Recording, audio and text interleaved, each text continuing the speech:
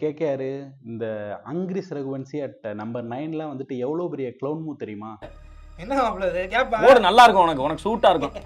நல்லாக்கா வேற பால் வாங்கணும் மூக்குல மாட்டுறதுக்கு, அது மட்டும் வாங்கிட்டு ஏன்னா நீங்கள் ஒரு லெஃப்ட் ரைட் காம்பினேஷன் மெயின்டைன் பண்ணணும்னு சொல்லிட்டு ஒரு அப்சஷன் வச்சிருக்கீங்களா? அது எனக்கு புரியவே கிடையாது. ஏன்னா இப்போ ஒரு சைடு ஷார்ட்டர் பவுண்டரி, இன்னொரு சைடு லாங்கர் பவுண்டரி, அப்போ லெஃப்ட் ரைட் காம்பினேஷன் மெயின்டைன் பண்ணணும், இல்லை போடுற ஸ்பின்னர்ஸை டேக்கிள் பண்ணுறதுக்கு லெஃப்ட் ரைட் காம்பினேஷன் மெயின்டைன் பண்ணணும்னு நினைக்கிறீங்கன்னா ஓகே. பட் இன்னைக்கு உங்கள் டீம்லேயே ஸ்பின்னு நல்லா ஆடக்கூடிய ஒரே ஒரு பேட்ஸ்மேன் வந்து அங்கிரிஸ் ரகுவன்சி தான். கில்லு வந்து அவங்ககிட்ட இருக்க 3 ஸ்பின்னர்ஸை வந்து சூப்பராக ரொட்டேட் பண்ணிட்டு இருக்காரு.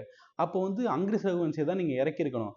நரேன் அவுட் ஆகுறாரு, அப்போ ஒரு லெஃப்ட் ஹேண்டர் தேவைன்னு சொல்லிட்டு வெங்கடேஷர் இறக்குறீங்க. அவர் தடவுன்னு தடவிட்டு அவுட் ஆகுறாரு. அதுக்கப்புறம் ரிங்கு சிங் இறக்குறீங்க. அதுக்கப்புறமாச்சும் ரஹானே அவுட் ஆகுற, அப்பயாச்சும் இறங்குவார்னு பார்த்தீங்கன்னா இட்ஸ் டூ லேட். இப்போ நமக்கு ஒரு ஃபினிஷர் தேவை சொல்லிட்டு வந்து ரசலை இறக்குறீங்க. அதுக்கப்புறம் ரமன்தீப் சிங்கு, அதுக்கப்புறம் மொயின் அலி, அதுக்கப்புறம் தான் அங்கிரிஸ் ரகுவன்சி. இன்னைக்கு உங்கள் டீம்லேயே நல்லான ஒரே பேட்ஸ்மேன் வந்து ரகுவன்சி தான். அவரை கொண்டு போயிட்டு அவர் வந்து டாப் ஆர்டர் பேட்ஸ்மேனு, அவரை கொண்டு போயிட்டு ஃபினிஷர் ரோல் ஆட வச்சுட்டு இருக்கீங்க. சத்தியமாக எனக்கு இதெல்லாம் புரியவே கிடையாது. நீங்க ஆடுங்கண்ணா எல்லாம் எங்களுக்கு தெரியும். போடுற பசங்க மேட்ச் ஆடுறதுக்கு ஆர்வம் கலராக